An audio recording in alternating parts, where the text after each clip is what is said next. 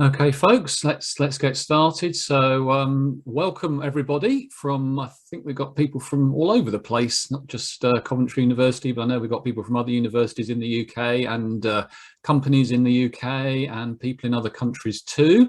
So, a very, very warm welcome everybody to this Centre for Business in Society, Sustainable Production and Consumption Research Clusters seminar today, all about the issue of assuring sustainable certifications. How sure can we be?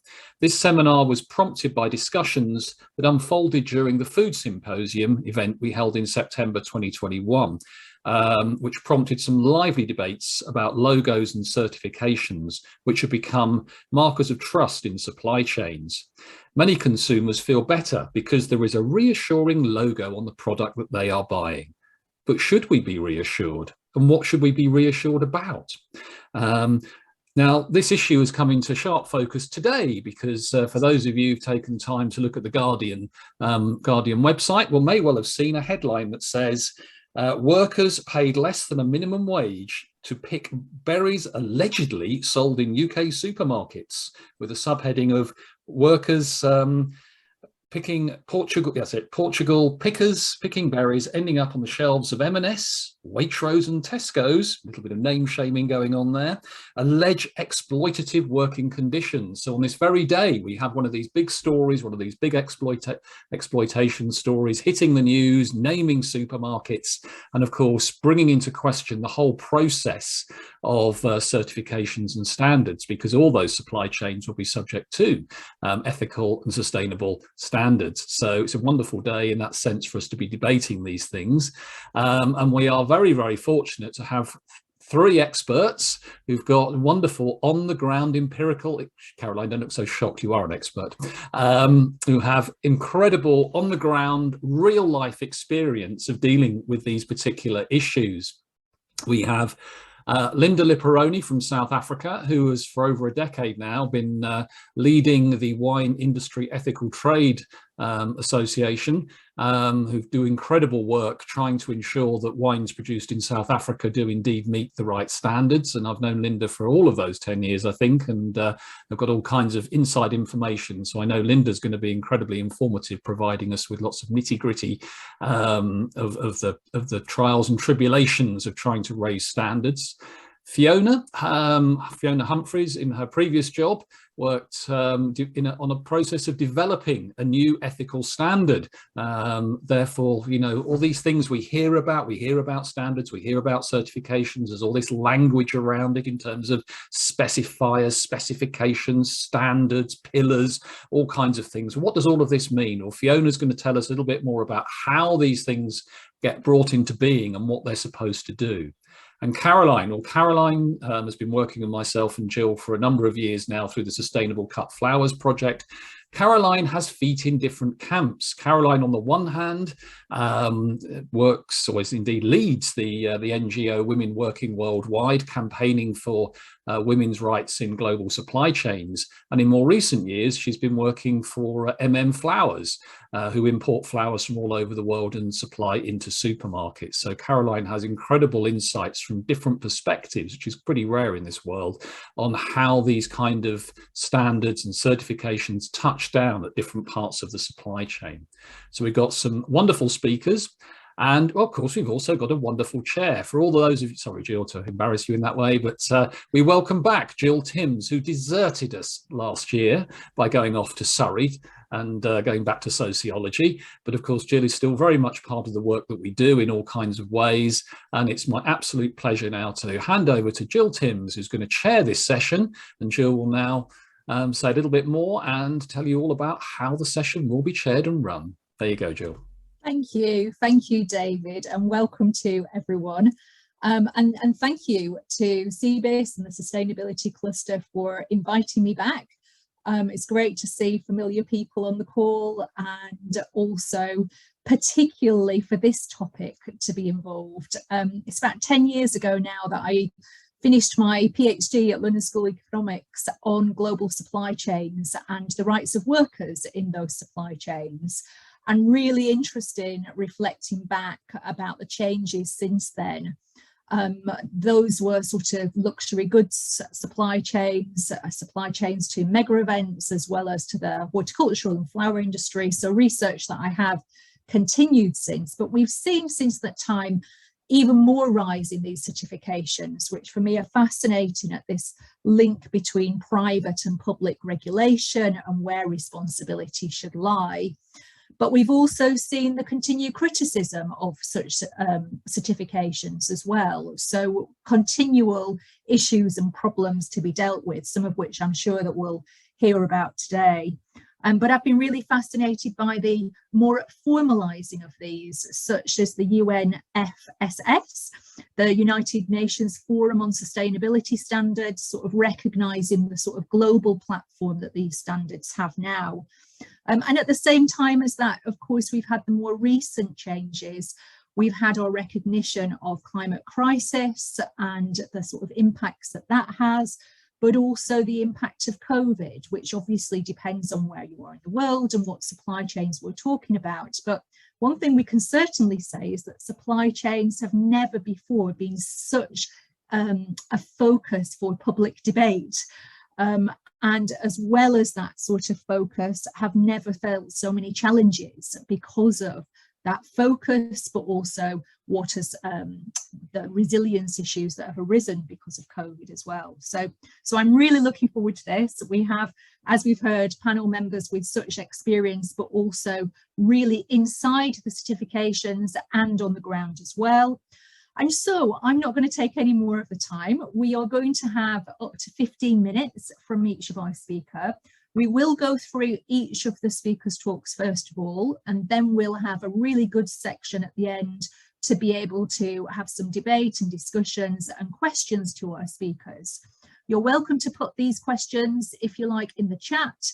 We can pick them up at the end as well.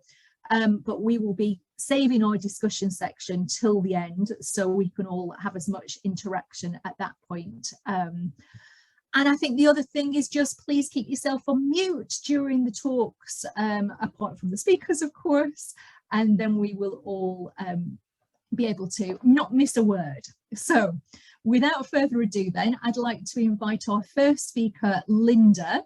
And I believe you are going to share your slides, which we've already rehearsed, so I'm sure will be seamless.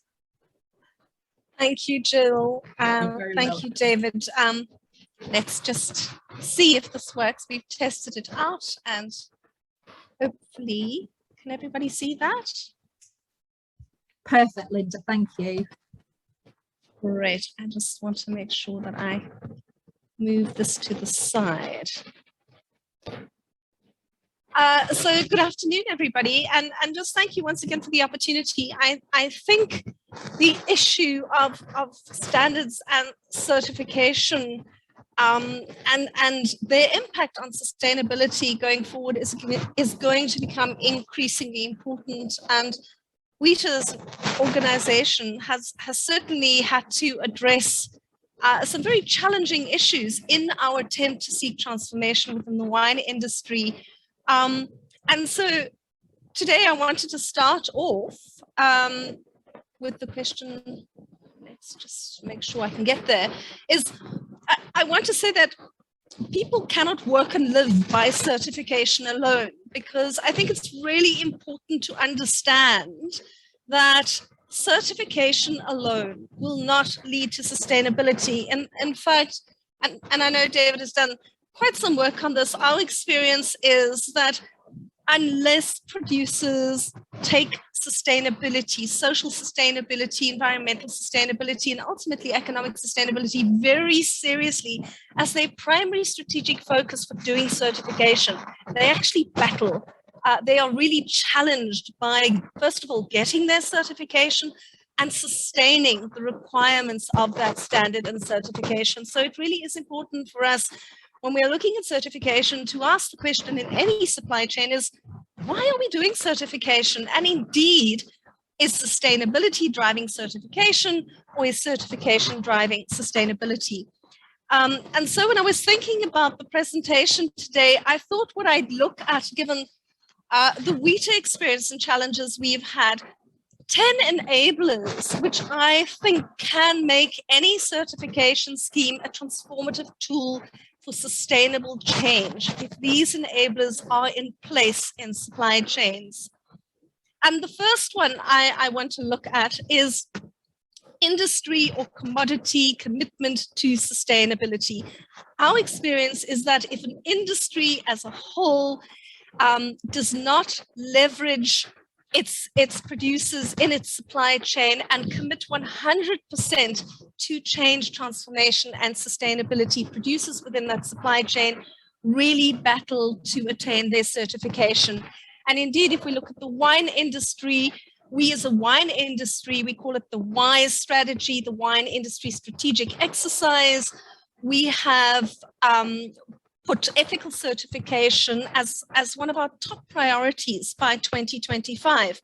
But in fact, what that means is that we're not just looking at the piece of paper, we're actually looking at these 5 areas, which are equally important. And you'll see ethical trade and sustainability is one of 5 components that start to address social responsibility, social sustainability, and people development. The other is worker welfare, which includes labor relations and looking at developing better practice around decent work, employee wellness, particularly within an industry where alcohol harms is a huge challenge.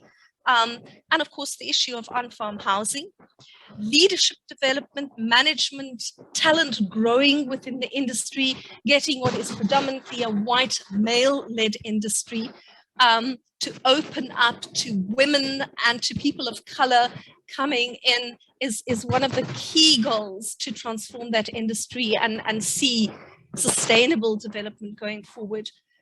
Professionalizing those roles and opening all of this learning and development up to people of color and to women again, and inclusivity, some of our top priorities for leading our sustainability agenda going forward. And without this as a foundation for ethical trade and certification, I think we would certainly have struggled within the wine industry. I think historically, we've always known that ethical trade is a commercial driver, and it very much is often a top-down kind of impact where retailers and buyers are urging their suppliers down their supply chain to actually get audited. And again, within the wine industry, we've turned it a little bit on our head where our local buyers are taking that responsibility to drive the change down their supply chains. And they're doing it in really innovative ways, but one of which is that our sellers are absolutely saying no to their producers when during harvest they arrive with their grape and they haven't got certification. So no means no. At the end of the day, we're at 77% of our vineyards are certified, which makes it increasingly limiting for people outside of the certification sphere to actually be selling wine or to be selling grape going forward. And with a 100% target for 2025, I think we'll also be looking in the next coming year to see how, if sellers don't 100% buy certified grape and buy certified wine, they themselves won't be able to hold on to their certification. But certainly local driving of the sustainability and certification agenda becomes really important to get that ultimate buy-in within the industry. The other important issue is social traceability. Very often, buyers do not have a clue about who sits in their supply chains. They haven't mapped out their supply chains. Many of their suppliers are hidden within the supply chains.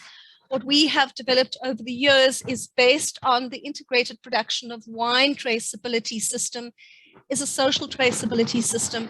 And we now do, very controversially, do put labels on our wines, but it also allows a level of transparency for our local sellers and our local wholesalers to be able to map out their own producer supply chains.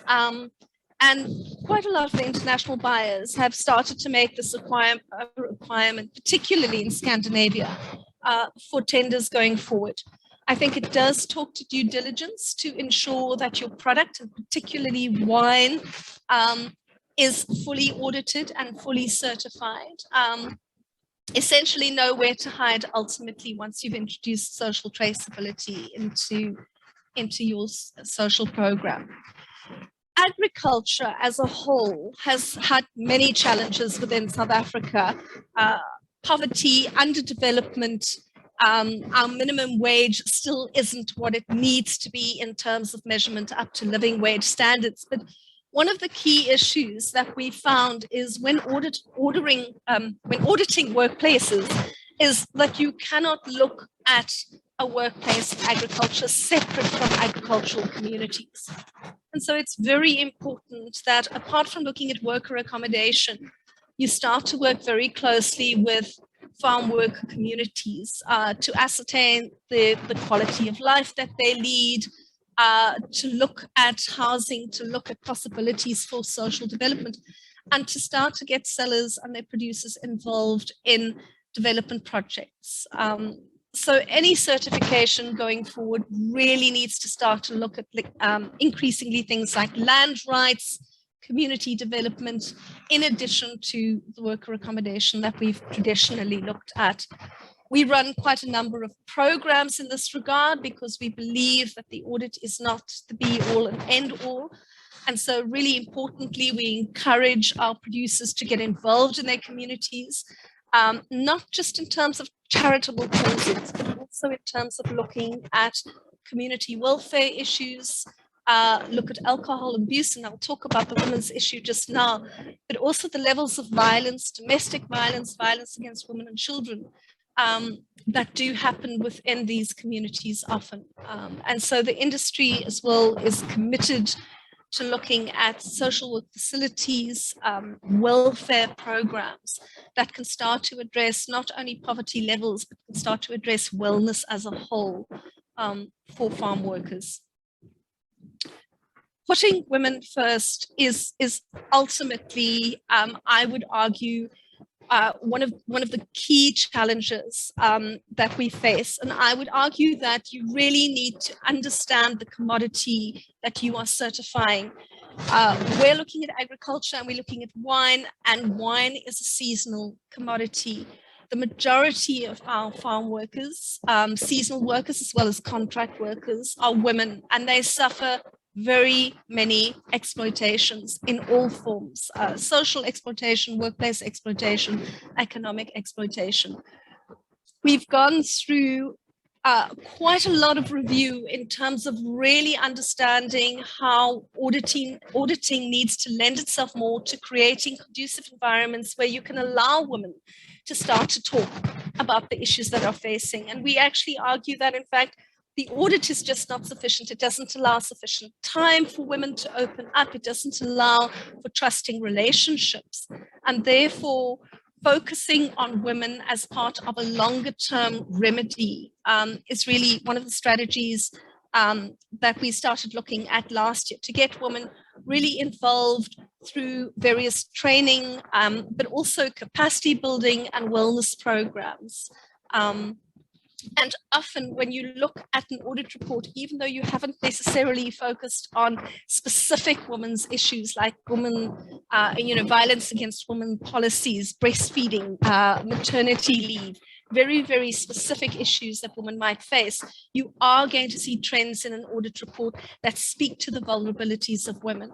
And so there is a lot of capacity building that needs to go into training up managers on farms to ensure that there are contact people that women can relate to.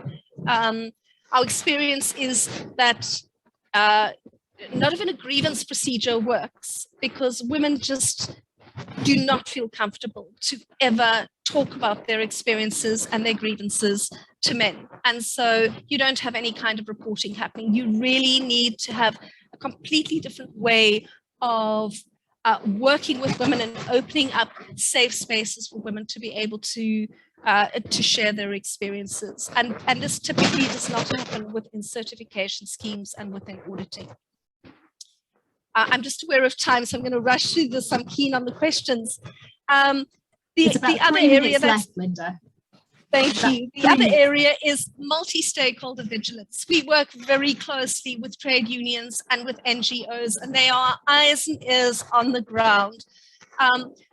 A big component of our certification program is our incidents and violations reporting program, where we work very closely to ensure that there is constant vigilance pre and post audit. And our certification is really impacted by some of those reports that come through, to the extent that we have actually retracted certification based on producers' reluctance to go into a remedial process if there is an incident or a complaint that actually comes through. But it is critical to work with local NGOs, local communities, and local trade unions to ensure that workers have as many ways in which to amplify their voice as possible, because through the audit is just not sufficient. We would also argue audits don't improve relationships, people do. And in some cases, we've had situations where post an audit, we've had conflict situations on farm, simply because the audit often raises many more questions for workers that they may not have previously been exposed to. So you need to have a post-audit capacity building program that actually deals with having conversations with farm workers to really tease out some of the issues that have become more familiar with them during the audit process. And without that, you'll find that you might have far more contested hotspots within those audited sites than you would have had previously. It really is about good relationships will lead to good audits, rather than good audits leading necessarily to good relationships. Seeking sustainable remedy rather than audit-driven improved corrective action. We found that audit-driven improved corrective action is often fueled by the auditor's requirement to just have paper-based evidence. And whilst there might be worker testimony, often the commitment to true and fundamental change is not in place.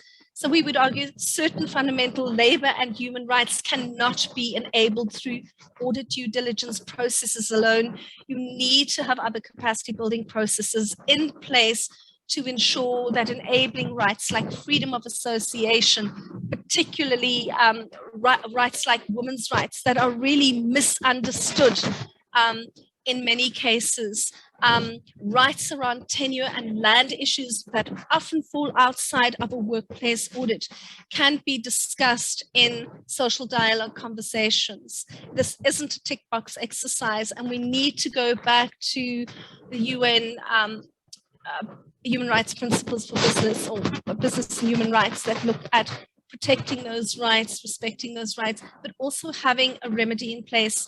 And many of our corrective actions have actually meant that workers have received compensation. There's been apology through sending producers through to have counseling sessions where they've really had to think about their behavior and the impact that it has had on their workforce, thereby actually reversing the impact, not just going forward with a tick box and a clean slate, because the idea is preventing future harm. So going forward, sustainable remedy rather than quick fix corrective action. Importantly, social dialogue at all levels. Very often when we have discussions with other certification bodies, I'm always surprised, Dave, by the amount of grey-haired men in suits that know all about what is happening on the ground. You really need to get, and you would understand this, you need to get, that barefoot sociologist needs to come out in the best of us. We need to get on the ground, and we need to start talking to and engaging with workers. And they've got tremendous ideas about how they can actually resolve some very often difficult situations. And we've seen that during the COVID pandemic, where workers have been incredibly resilient, but social dialogue at all levels and continuous discussion. And then lastly is within WITA, we've had some tremendous hard knocks, but I think the lesson that we've learned out of this, and it's a lesson for certification bodies, is engage your critics. There's a lot to be learned from good constructive criticism, and we've certainly taken on the learnings. We've certainly learned a lot, developed our programs, developed our standards, and engaged with a whole range of people to ensure that it is not just a certification that occurs once, twice, or every 3 years, but it is a certification that can be lived out to ensure the dignity of all our farm workers within the wine industry. Thank you, Jill. Thank you, Linda. That was a fantastic start to our panel today, and so comprehensive in covering all those different 10 points that I'm sure lots of people will have questions about and come back to. So do make a note of your questions, please. But thanks for getting us off to such a great start. So we will move swiftly on now to Fiona. You're very welcome, Fiona, and the floor is yours. Thank you. Thank you very much, Jill. And that was a great presentation, Linda. I have to say, I'm totally 100% with Linda. For me, sustainability and the management of ethical trade issues or social sustainability, or however you package it, is about doing the right thing. It's a mindset. It's a way of doing business. Certification is almost an additional thing to that.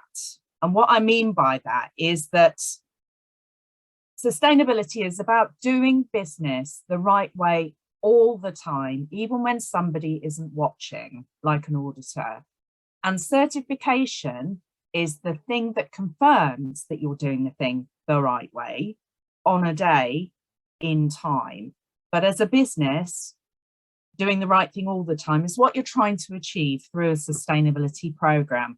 And I think that really came through what Linda was saying. And I love that. I love what you said about counselling for workers. I think that's just excellent, because often it's, having those particular kinds of conversations that really do get to the root of issues.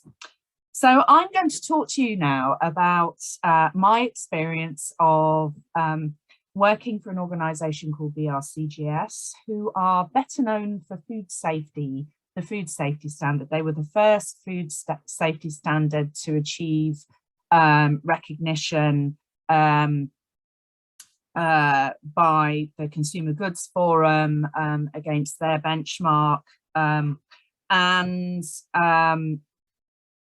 So the ethical trade space wasn't an area that BRCGS was known for at all. They brought me in back in 2018 to develop a new standard, the Ethical Trade and Responsible Sourcing Standard, which a lot of people groaned when they heard about it, particularly specifiers, because there are a lot of standards operating already in this space for ethical trade, and it was, understandably people thought, oh gosh, not another one, particularly suppliers who were already working to different standards, and oh no, is this something else we're going to be audited against? So we dealt with an awful lot of feedback around that in the early days. So I'm not going to dwell on that, but I'm going to talk to that point kind of directly throughout my presentation. So why did we decide to develop another ethical trade standard? Why? Well, BRCGS did a lot of work with groups of stakeholders to find out what was working for them with the methodologies and standards that they were using at the time, and what wasn't working. When I talk about stakeholders, I'm talking about suppliers and then specifiers and brands, who obviously have very complex supply chains of suppliers. So they're the ones managing social sustainability programs and using standards as a way of assuring that their products and services, predominantly their products, are sort of sourced ethically or responsibly. So specifiers in particular, the feedback was that they were quite frustrated with the fact that some methodologies that they were using didn't require non-conformities to be closed. So they would have a situation where an auditor would go back on a number of occasions to discover that a non-conformity that was found back in, say, 2017 was still open in 2019. Now, if it's minor and it's just something that's tripping them up, like somebody's not followed a procedure for filling a form out or whatever, that's okay. But if it's a more fundamental issue that relates to worker welfare, human rights, bad treatment of an individual, etc., that suggests that if it's been running for that length of time, there is a cultural issue within that organisation, within that supplier, that needs to be addressed. Therefore, the non-conformity needs to be investigated, and it needs to have preventative action put in place, and it needs to be closed. So the specifiers had often put together big teams of people that were chasing down these non-conformities, because nobody else was doing it. So if they didn't do it, then these non-conformities would run. So BRCGS's response to this was, yes, they said we'd like to develop a new standard, but the reason we'd like to do it is because we've got this really mature compliance management framework which sits at the back of all our standards, whether that's food safety, consumer products, packaging, etc. It works, it's mature, it's been in place for 20 years. Why don't we use this to underpin an ethical standard? Which is great, because that means that non-conformities have to be closed before BRCGS would award certification. So that's kind of where we came from. So we were addressing something of a market need. So through the process of development, so we didn't just make a standard and put it out into the marketplace, because that's not how standards are made. It has to be a multi-stakeholder process. So we brought together a group of sustainability experts across a range of disciplines. So we had lovely people like David Beck from Coventry, who came in from academia. We had certification bodies who were auditing in this space or not. We had industry, we had specifiers, we had manufacturers. So we had sort of quite a broad range of people involved in inputting into the development of this new standard. We split the standard into 6 areas. So along with all BRCGS standards, if you're familiar with them, we looked at the principle of forming a management system that sits underneath and underpins the operation of a business. And of course, within management system circles, as you know, one of the main principles is you have senior management commitment. It's underpinned by regular management reviews, that you look at what's happening within the business. You have an internal audit program that checks that the management system is working. You train your workers, you communicate with your stakeholders, both internally and externally, etc., etc. So that was, so management systems sat at the top with senior management commitments. And then we looked at specialist areas, including labour standards, human rights, health and safety, massive, and in fact it's the biggest section in the standard, and also corporate governance, looking at things like the way that businesses do business, whether they're free from bribery, corruption, fraud issues, etc., and information security and data protection. So that's kind of what the standard looks like in very broad overview. So we have these panel of experts fed into the development of the standard. We'd have regular meetings. I would go away, pull everything together.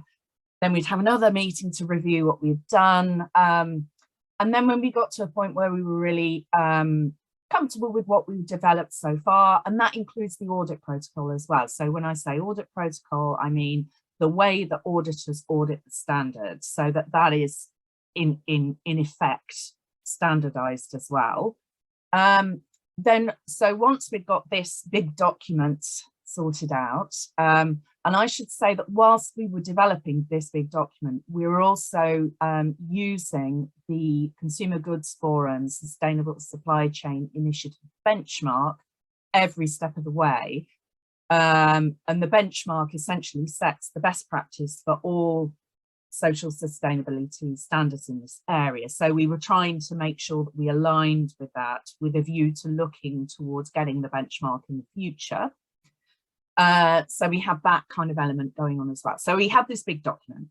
Then we went out to public consultation, and it was a big public consultation that lasted for 60 days. That's quite long for public consultations, but it's a requirement of the SSCI benchmark. Then we took all the information, all the comments, and all the criticism as well, because we were still getting a lot of, you know, kind of, why are you doing this? Why are you doing this? Are you going to make us do something different? Kind of comments. And we looked at everything and we incorporated that into the standard and the audit protocol. Really useful, beneficial process. Then we took that back to our panel of experts, who then ratified what we'd sort of put into the standard based on the feedback. And then, so that process took about 9 months, and we published issue 1 in August 2019. And then the standard sort of was in the public domain running for a while. And then we had the global pandemic, where nobody could do any auditing for a while because nobody was allowed anywhere near manufacturing sites, understandably. And we took a step back because we'd started to get feedback, and bearing in mind that developing a standard is an iterative process. You are always revising and considering and thinking about better ways to do it, just in the same way that you would be if you're a business with your continual improvement program. So we decided in February March 2000 that it was a good time to actually take a step back. And I think we got to about May, and we thought, right, okay, we've listened, we've considered, let's revise based on the little glitchy things that are beginning to come through. So we did a similar process to the one I've just described, except we didn't go out to public consultation. We kept it very much more within the technical working group that we had. And again, it was a really useful process. But actually, at this stage, we had also, we'd also got a definitive version of the SSCI benchmark, which was published the December before we took this decision. And we also involved our accreditation body, the UK, United Kingdom Accreditation Services, into the development of the standard, because one of the requirements of the SSCI benchmark is to make sure that all the certification bodies who audit the standard are accredited to ISO 17021. And that's sort of like a super audit protocol, best in class, best practice way that auditors should be auditing. And if certification bodies get this accreditation, they're doing things in the right way. And then if they're following the RCGS's audit protocol, they're doing things in the right way. I'm very conscious of time, so I'm going to carry on that faster. And then we took all of this information, we made sure we were aligning with SSCI, we made sure everybody was happy, stakeholder wise. We started piloting the standard once issue 2 was launched in October 2020. And we did pilots with sites in Romania, Italy, Turkey, UK as well. And they were really, really interesting.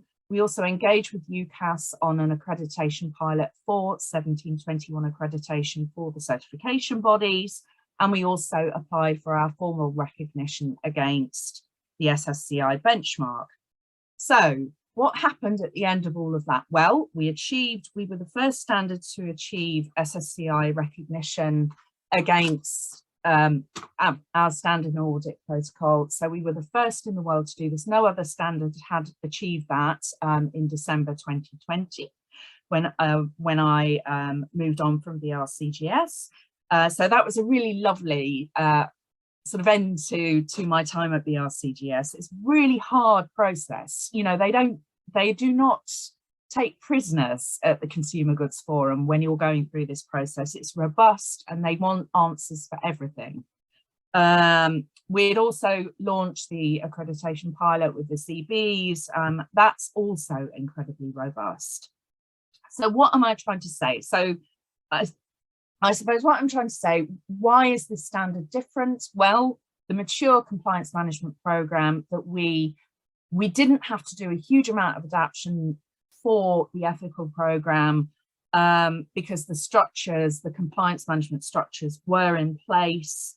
We had requirements for certification bodies already. There were audit protocol. We had the audit protocol, but we had auditor competencies. Auditors have to be sort of qualified to a really high standard in order to be able to audit the ethical trade standard. And it's a good standard. And I'm very proud that I was involved in the development of this standard. I think it is the next generation, as David described it, of ethical trade and responsible sourcing standards. I think it will help. But I'm going to go back to the point that Linda made in her presentation. Audits are only snapshots in time. Certification is just a certification, and it is really down to what you're doing on a day-to-day basis. Because if you have an effective management system, whatever it is, whether it's sustainability, whether it's quality, whether it's environment, information security, whatever, if your management system is effective, if your staff understand why it's there, why they are doing the stuff they're expected to do within the management system, if they agree with it, support it, they do the training, they follow the processes, procedures, you know, that means you're actively managing these issues. That means you're actively managing your social sustainability issues, and you are doing what you're doing your best to protect your staff, your workers on the ground, and those of your suppliers as well. So when an auditor comes in to check your system and they say, yeah, you are doing that, we are going to award you, we're going to recommend you for certification, you get that rubber stamp. That's great. Then you have your surveillance audits and you have your recertificate, you know, your audit program cycle, etc. But if you're doing it on a day-to-day basis, you are assuring sustainability. And then when you have your certification audit, that is just your rubber stamp, but you're doing the right thing. You have the sustainability mindset. So it's an active process, not a passive process. And you live and breathe it. I guess that's what I want to kind of conclude with. And yeah, certification is just a way of showing that you live and breathe it. Thank you ever so much, Fiona. That was fascinating insight into the very complicated process of developing a standard that I think is really interesting for people to hear from someone who's been involved all the way through that, because we do talk about certifications so often without necessarily fully understanding all those different elements that take part in, and interestingly the people who are involved in that at different stages as well. So I'm sure there'll be more questions on that later, but thank you very much for sharing that experience with us. And now we will move on to our third and final speaker, Caroline, after which we will have our discussion. So do keep your questions in your mind, write them down, pop them in the chat, and we'll be coming to those later. But for now, Caroline, we are all ears and the floor is yours. Thank you. Thanks, Jill. Just to say a massive thank you to Linda and Fiona, who have answered many of the questions that I'm raising within my presentation. So I feel like there'll be a lot of fruitful discussion afterwards. So yeah, as David said, my name's Caroline Downey and I work for both Women Working Worldwide, and I've also worked as a consultant into Flowers. So those are the sort of things that are driving my perspective.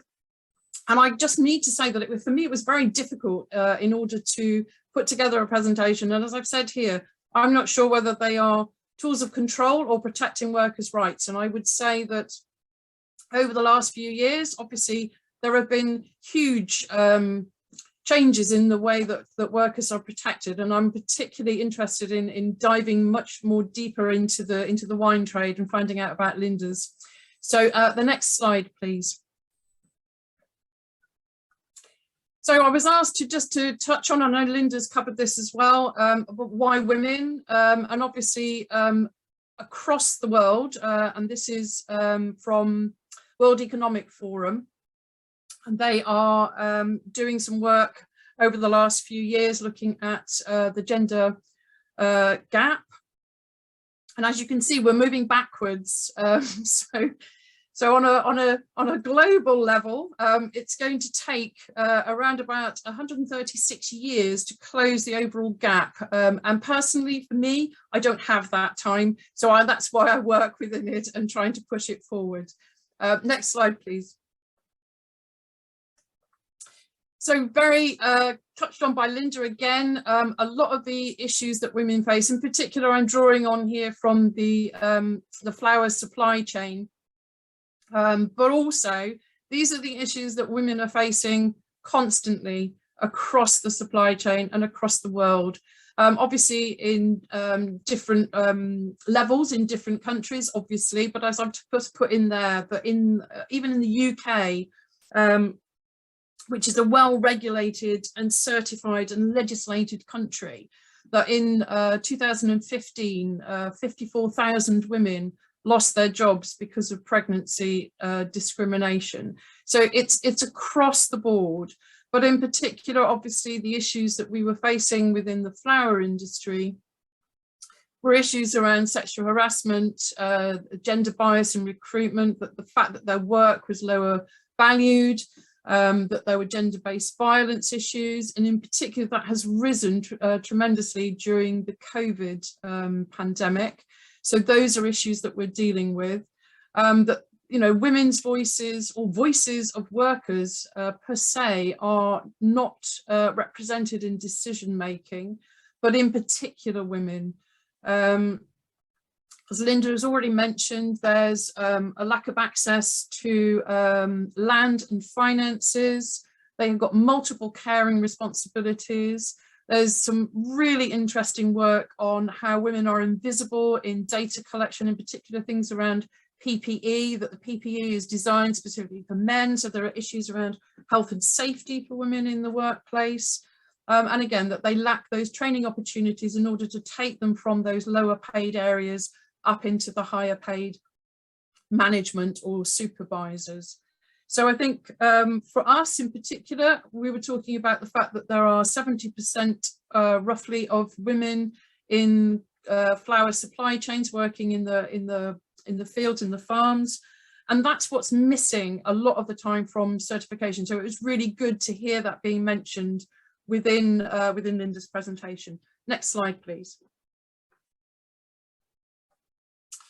So I think obviously David mentioned the issue around Portugal and the issues of the workers, which has just been put into the Guardian this morning. And just to put it into context, we've just had a meeting. So I'm part of a group called FNET, who meet every 2 weeks to discuss issues around human rights within supply chains. And that was actually brought up at the meeting with those named and shamed retailers on that meeting. So they immediately, very well, just said that they will have a meeting. So it is there, it's been raised, and it's one of the issues around certifications and things coming to bite the retailers. So I think it's really useful for people to recognise that people are watching them. I suppose that's part of it. But on the positive side, as we've just heard, you know, that they are really useful in order to manage, evaluate and regulate that which is legally and socially acceptable conduct. Now, who determines who those or what is those legally and socially acceptable conducts is a matter for debate, and that is something that will no doubt be touched on in various discussions afterwards. Again, it's a risk management for the company. But as has been said time and time again, you know, if you are doing your job and your work properly, if you're actually doing that, then the certification and the audits are really just to basically checking to make sure that everything's okay. So it should be embedded within the company. They're also used, certifications are used to persuade the public that whatever it is safe, be that food, be that a toy, whatever it is. Massive retailer requirements, so a big push. And obviously as a supplier, I'll touch on that later, but certainly there's a massive thing around the retailer requirements in the north. And again, that goes back to what is legally and socially acceptable. So it's being determined by those retailers. Yes, I think obviously Fiona talked about the multi-certifications and why on earth we need another one. So in some respects, that's positive that we've got so many, because they're covering different aspects within the supply chain. And, you know, whether they're social, environmental or quality. And for me, that is the one of the real bugbears, is the fact that we separate out those things. So if we're talking about sustainability, then for Christ's sake, would we bloody well put them all together? Because I'm sick and tired of people talking about, is it social sustainability? Is it environmental sustainability? One without the other is not sustainable. So they need to be put together. And the fact that Fiona was talking about that third-party verified independent auditors and who are trained, absolutely crucial, absolutely crucial. On the negative side, I've covered some of them, but there's an over-reliance on certification, which we've talked about. The fact that we're measuring those outcome standards rather than looking at the processes that are going on. Certifications, as we've already touched on, they can't regulate behaviours. That's part of what your company is doing. That's the very ethos of your company. You can certainly put in place some of the policies and the procedures and the guidance for your workers of what they should be doing, but it comes from within. It comes from the values of the company itself. Again, as I've said before, the northern market retailer focus, yes, it's got good benefits. There's been some fantastic changes within flowers because of it, but again, that's something that we need to look at. Hugely costly for the farms, and in fact some of the smaller farms are outsourcing into the larger farms because they can't afford to actually cover their costs of certifications. As we've talked about before, there's a minimal gender focus within most certifications. There's a lack of worker voice. Personally, I think there's just too many of them, and I would quite like to see some of them go. And is there one overall sustainability certification? And I don't know if it's possible. I've been hearing, obviously, from Fiona and Linda that possibly that there is a huge push towards it. So that's given me hope. Next slide, please. So obviously, how useful are certifications? We're in a situation where we are obviously supplying now into retailers. It used to be in the back in the 90s, maybe 80s, a lot of flower growers were selling straight into the auction, into the market, into the Dutch market. It's now changed. The focus has now come onto much more of a retailer control. And as you can see, it's a bit like a sort of a retailer bingo. There are all sorts of different things that they've got, whether they are, you know, they've got ethical audits, whether they're in the high-risk countries, whether other ethical certifications are accepted, whether they want environmental as part of that. Some of them do, some of them don't. So there's definitely a huge sort of difficulty within the suppliers in order to reach all of those criteria. Personally, I think we should be doing all of them. We should be leading it as a company. We should be setting our own standards. And in order for us to then reach those retailer requirements, we would already be there. A bit like we've been saying about the fact that if your company is doing what it should be doing, you'd be able to reach those certifications and the audits, no problem. And it will be the same with the retailers. We'd be way and above what the retailers are requiring. Public understanding of all of this, very limited, apart from maybe fair trade. Fair trade has been one of the key requirements that people sort of pick on when they want an ethical product. And I've got quite a lot of time for fair trade. You know, it's very comprehensive, it's audit certification. What I like about it is it offers support to the farms above and beyond the certification process. Obviously, it pays the premium on top of for the community projects, but it's also been accused of continuing that dependency culture. It doesn't challenge the trade model that keeps those prices low. So for me, it's got a lot of positives, but it's obviously got some criticisms in it as well. And just quickly, just to say that on the rainforest again is changing. It's now putting into environmental and ethical. So it's now changing its logo in order to capture that. Whether it's good enough is another discussion to have. Next slide, please. So as well as obviously that scrutiny, there's also been looking at companies. So Know the Chain have been looking at food and beverage, in particular around forced labour. I think the only company that I know that's within this review is Tesco's, but looking at that, food and beverage only scored an overall score of 28 out of 100. And as the Vice President of the European Parliament said, you know, the lessons drawn from this serve to highlight that sustainable corporate governance rules in themselves are not a panacea. Their effectiveness in promoting human rights and environmental regeneration in business operations and in companies' global value chains depend greatly on their design and on their implementation. Both of those have just been covered by Linda and by Fiona. So absolutely perfect. Next slide, please.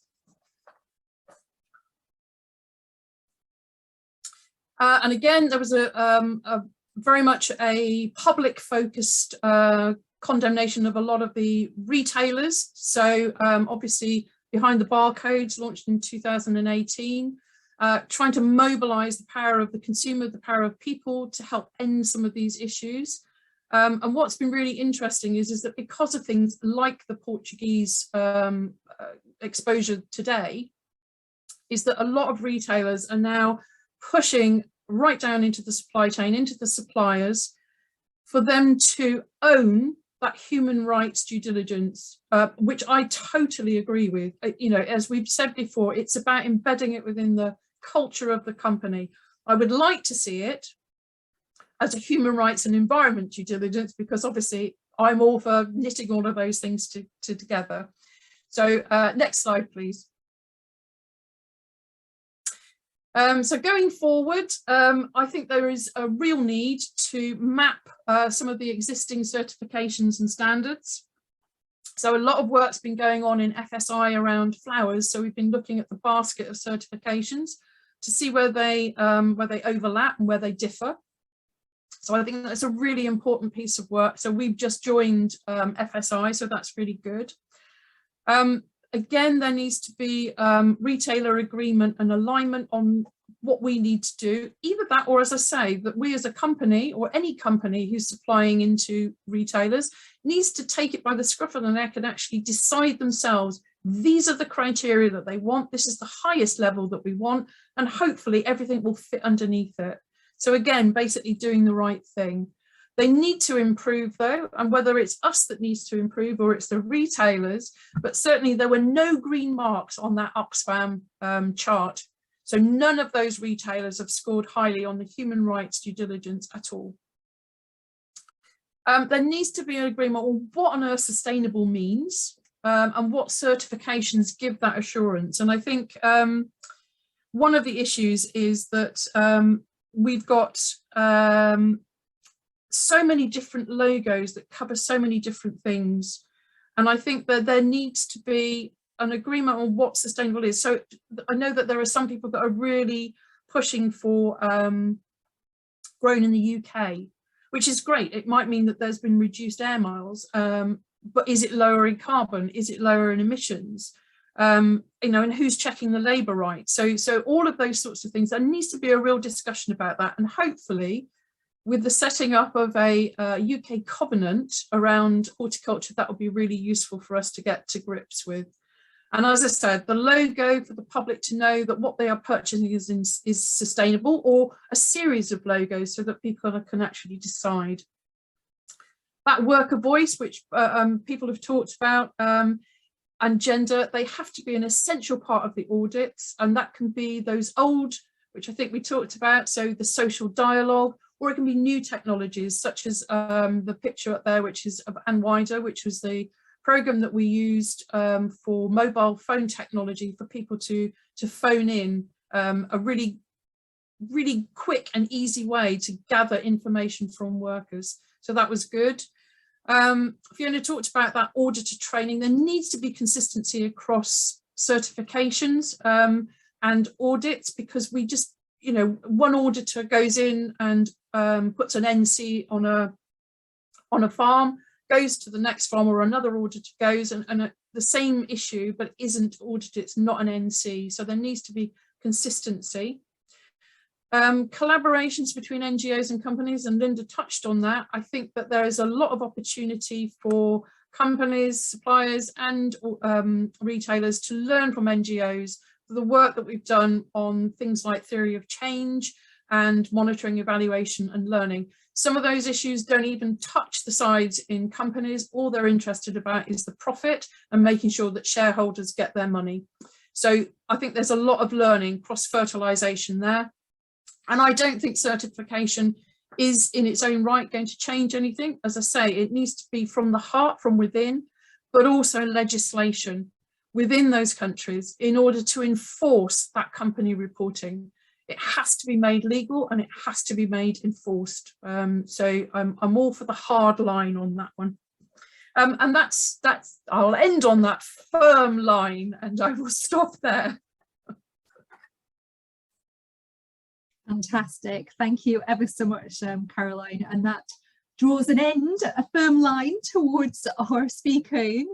So thank you to all three of you. Caroline there giving us a different perspective, but actually very interestingly that we've brought out quite a few commonalities here in terms of approaching to what certifications can and can't and should and shouldn't do, but also things such as the role of audits within that as well. So I am sure that there's lots of different things there to pick up on. So thank you to all three of you. So that means that we move on now, and we've got just less than half an hour for our question session, as well as discussion and debate, which we encourage as many as possible to take part of. So you are welcome to do this in two ways. That you can pop a question in the chat function so we can see it and I can pick them up from there. If you would prefer to raise your hand and I can come to you and you can ask your own question, or indeed make a comment as well, that is fine too. So thank you, Paul, for starting us off. We have a question in the chat to start with. I'm presuming, unless Paul would like to come on, I'm presuming this is thrown out to all three of our speakers, asking about your experience. Do stakeholders ask about audit issues raised in audit reports? Are they interested or concerned? So yeah, I wonder perhaps if Linda or Fiona or indeed Caroline would like to pick up on that, about how important it is once these are raised and if they take forward. Yeah, Jill, I'm happy to take a first stab. Absolutely. I think the transparency of audit reports is becoming very important. Obviously for buyers and retailers, but also for civil society and trade unions. And we've had quite a lot of debate on how do you make audit reports available to trade unions to comment on. Obviously, trade unions that are organized on site as part of our process need to be involved in the corrective actions. But I think increasingly in terms of due diligence and new legislation which is being passed, retailers and buyers need to understand some of the root causes that are embedded in those audit reports. And for that reason, not only the audit report, but also the nature and extent and depth of the corrective action being undertaken. Brilliant. Thank you, Linda. Fiona. Yeah, I mean, I would totally agree with Linda. I would love to see more transparency with regard to audit reports. But I think sort of a good audit process should always see an auditor looking at external feedback, customer complaints, and any issues that have been sort of raised by the local communities. So if that's been logged as an external issue on a complaints register, the auditor would look at that and would seek explanation about what it's about, how the issue had been resolved, how they'd worked in partnership with stakeholders. And similarly with internal issues, whether you're looking at a grievance procedure where a member of staff, a worker has raised a grievance, you know, that the auditor would look at, right, has the procedure been followed?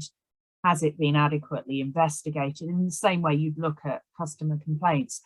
But I mean, I think certification programs in general would probably, I think most would feel quite uncomfortable making audit outcomes available, in audit reports available, because it does somewhat open floodgates. Me as somebody who's interested in the area, if I could actually have a summary in front of me before I made a product as a consumer myself, you know, that said this company performs really well in this area and they're doing something about this area where they're slightly weaker, and they've got, you know, they're actually doing something to improve, I would find that very reassuring.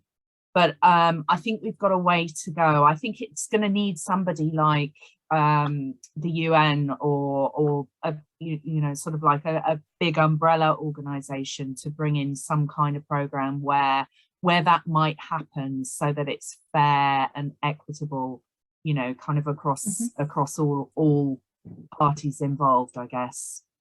Okay, thank you for that, because I suppose it does speak to who we're talking about when we say stakeholders, and that transparency issue is an interesting one. Caroline, I'll just bring you in there because I wonder if that connects partly to what you were saying about the regulation and, you know, about that having that similar playing field through it actually being regulated, what is transparent and what needs to be reported on, perhaps. So as an industry, obviously our target is that every supplier is on SEDEX. So that's the transparency bit where everything's on there. If there's a non-conformity, it's flagged up, and it's flagged up obviously to us, but also to the retailers. So that's when the retailers will come back and will then ask us about, you know, what are we doing? Have we got a corrective action plan that's been put in place and whatever? And we will do the same when we're going to our suppliers. So that visibility is there, but it is literally, as we've just been talking about, it's on those key areas that are being measured by that audit process through the SMETA audit. I think the issue for us is about that transparency out. So that is why those benchmarking from Oxfam and from Know the Chain, that is why that's happening, because that is where that visibility is not out there.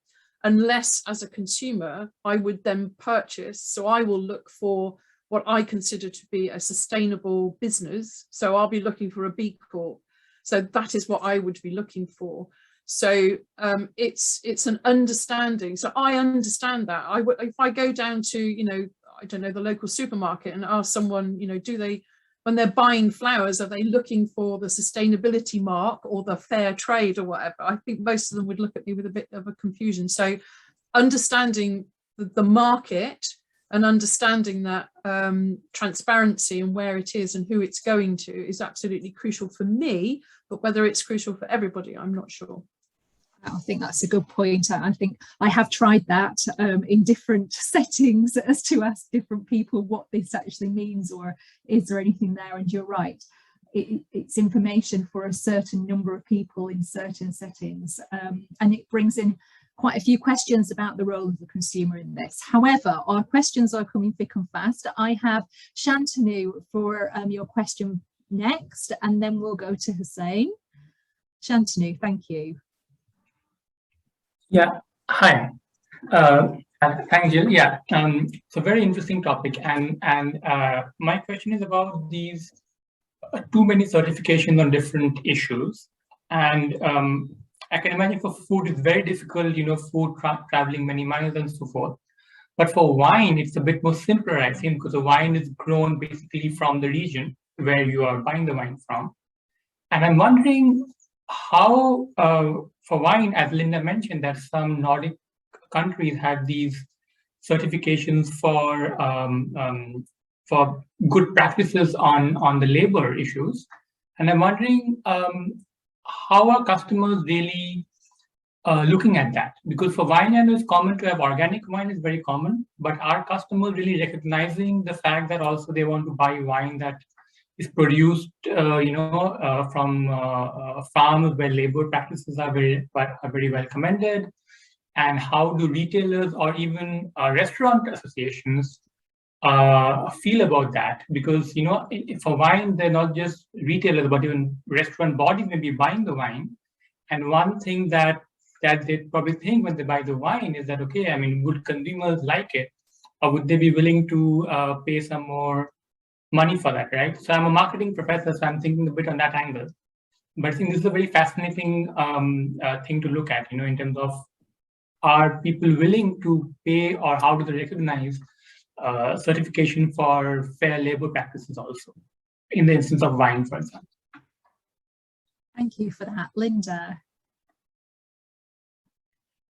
Thank you. It's such an interesting question, because many of the retailers, the Scandinavian monopolies, have very, very good codes of conduct when it comes to ethical trade and social responsibility. And the consumers are aware of that. And so when they start to having to distinguish between a wine that has a label on and a wine that doesn't, obviously the first thought in their mind is, well, aren't they all ethical? And what makes one more ethical than the other? So it's controversial, when you start to put a label on, because then you've got to build in a lot more assurance around that. You've actually got to tell the story around why your wine would otherwise be different. And some of the retailers and monopolies, particularly in Scandinavia, have started to do all that, where they have a basket of possible certifications, and they've put them all under one label. But I think in terms of the internal due diligence that they need to do, it is exceptionally important. You mentioned maybe fruit is easier, fruit is more difficult, wine is simple. Wine can become very complex, especially when you're looking at blends. You can have 100 different farms' grapes coming into one bottle, and it's trying to ensure that you have located the source of each one of those bottles. We do think there needs to be a lot more consumer education around what labels mean, what they mean in comparison to fair trade, because everybody is familiar with fair trade. So there is a lot more that needs to be done. On the issue of pricing, interestingly enough, South Africa, if you're interested in wine economics, is priced at the lower end of the price points, despite the fact that it's got very good quality wine. And that's because it made a very strategic faux pas late in 1990 when the markets opened, and they said, we're going to produce high quality wine at low prices to get into the markets. And that stuck with the consumer. And so the consumer, when they look at South African wines, they don't necessarily want to pay more despite the quality. However, there's been quite a lot of research to suggest that they would be interested in paying more. I think the question, Shantanu, is where does that money go? And that's a key question for buyers, is would you be guaranteed that if the consumer did pay a couple of cents more or a pound more for a bottle, would that go into the pockets of workers? Thank you. Yes, I think that's a question that's come up in definitely other supply chains that we've been involved in, and that is actually quite at the crux of where the responsibility is as well, and how that feeds back. So I will just move on to our next question. We can always pick up more on these as we go through. We've still got about 15 minutes left. But Hussein, can I invite you to ask your question now? Thank you. Sure. Thank you, Jill. And thank you from all the presenters for the very interesting discussion. So I have two questions. First one from Linda on indirect suppliers in global supply chains, because one of those key messages that Linda presented was social dialogue with all levels So in supply chains, when we are talking about our direct suppliers or the suppliers of our suppliers, maybe we have a good visibility, good control. But when we go to tier 3, tier 4 and beyond, there's usually very little that the buyers know.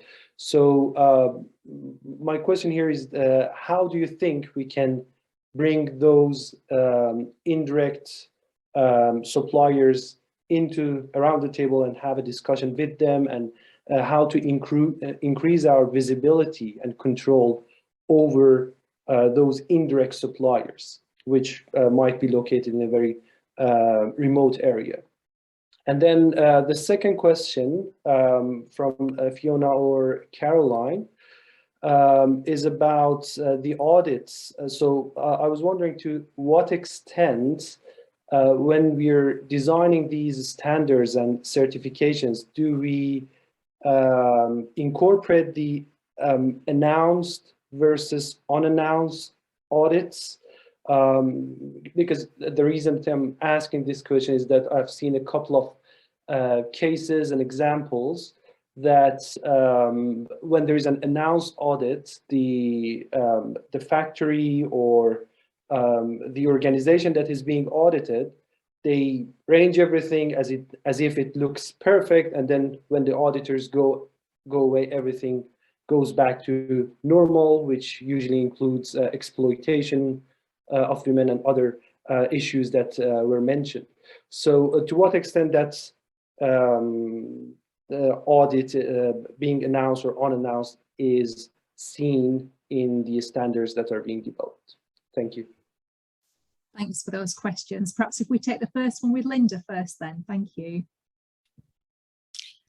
Thank you, Hussein. I want to say that I think within the South African wine industry, we're quite fortunate because you can't produce wine without registering with the South African Wine Information System. So if you are producing wine grape, if you are transporting that grape, if you are harvesting that grape, if you are registering it with a seller, all those different steps, you need to be registered with the South African Information System. And indeed, we don't accept any producer that becomes a member of our certification scheme until they are in fact registered on the system, and all their farms can be registered, all their blocks of vineyards can be registered, which means that we have great visibility right down to the bottom tier. But I think that's something, the wine industry players talk about a world-class system, and that's certainly something which you won't necessarily find in other wine industries. And perhaps that's something that, the wine industry needs to talk about a lot more is this amazing information system.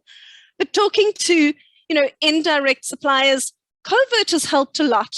One of the biggest issues we've had is actually getting out to farms in remote areas. And we've certainly got a lot of farms out in the Northern Cape that we haven't been able to engage for the longest time until we all got into Zoom and Teams. And it's been amazing how, technology has enabled us to be able to have capacity building programs with workers. We've done amazing training with chemical handlers on safe pesticides use. We've had women's capacity building sessions just through the use of technology. And I think we underestimate when we're dealing with outreach areas, we underestimate the extent to which even workers are able to start communicating. I think we spoke about and wider. We're having some workers reporting, many farm workers have got smartphones. They're actually able to report on a quarterly basis on working conditions. And I think that's something that, as certification schemes, but certainly as buyers and retailers also need to look at how we can encourage the use of technology in actually opening up a wider debate and allowing people into the conversation more. Thank you. Thanks, Linda. And I think your example with the wine industry does show, particularly in South Africa, how these issues can be different for different types of supply chains and within the same types of products, depending on where you're talking about as well, with different rules and regulations and systems in place. So we will swiftly move on to Fiona and Caroline to answer the part about audits as well, to develop that part, if you would. I mean, it's an interesting point about audits, and certainly with the ETRS standard, we went for unannounced audits within a given window. So for all audits that take place on that standard, the site knows that the auditor will arrive within a 28-day window, but they don't know exactly when. So there is it's not a perfect system, unfortunately. It's something that's very, very difficult to manage, but at least you do get a clearer picture by running an audit that way. You know, if the auditor appears on the doorstep and isn't allowed in by a site, that's a flag, isn't it? That's a red flag. You know, they've got certification, needs to be suspended, because obviously something is going on that, you know, kind of makes us suspicious.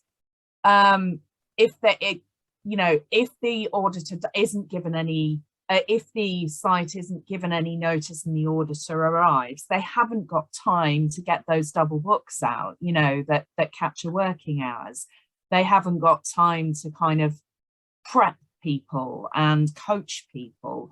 The bad sites, I'm not saying everybody does this, but the bad sites that aren't doing things the way they should be doing things.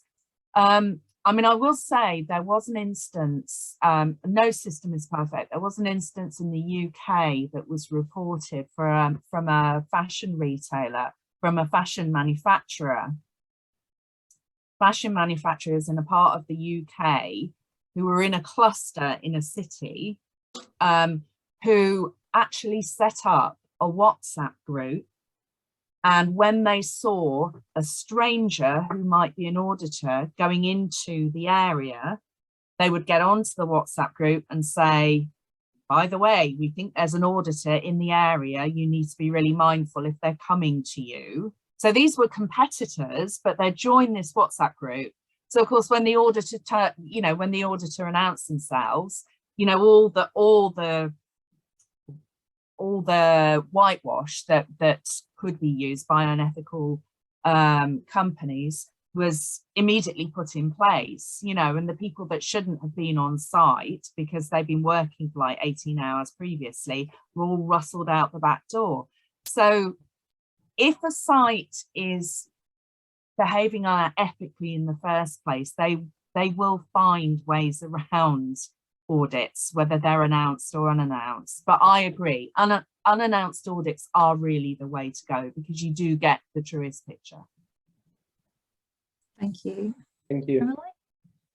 Yeah, just to add to that, I think, so in the flower industry, we are bound by the rules and regulations of obviously the retailers. So that's one of the things that we have to do.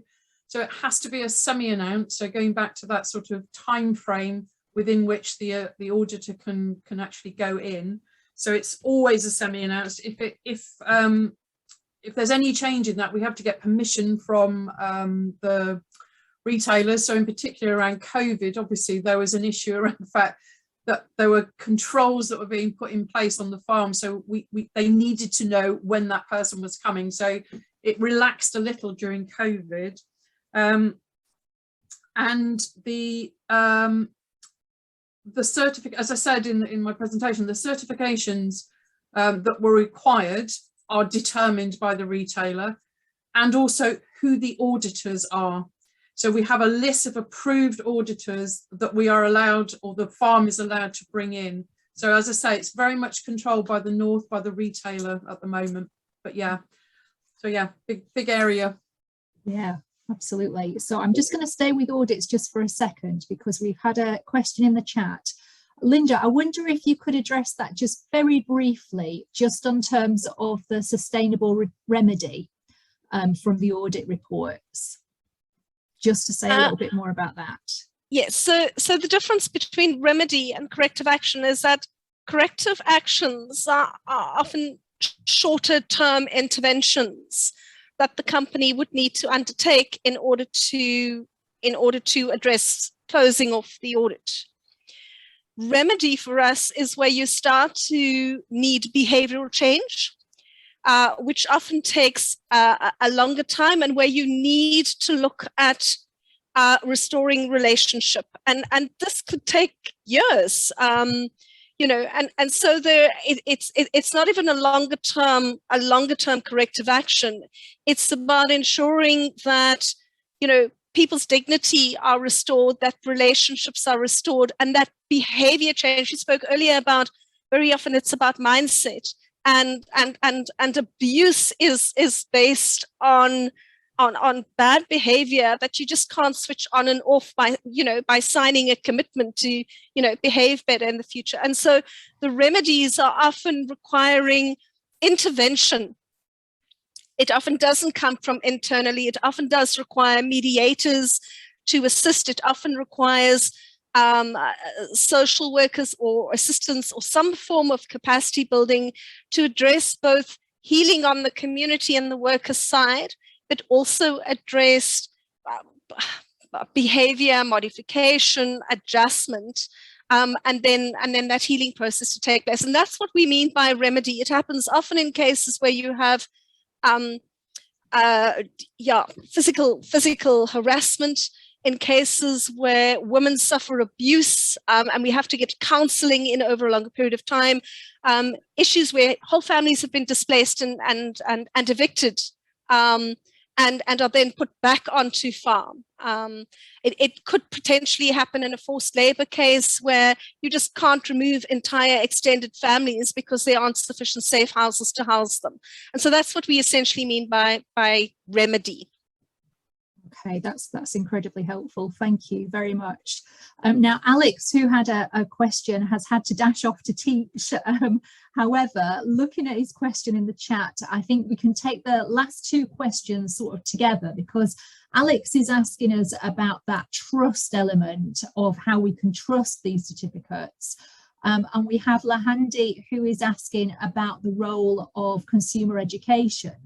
And I think this comes back to the understanding that people can have of what these certificates mean, and then also how much they're able to trust or believe them.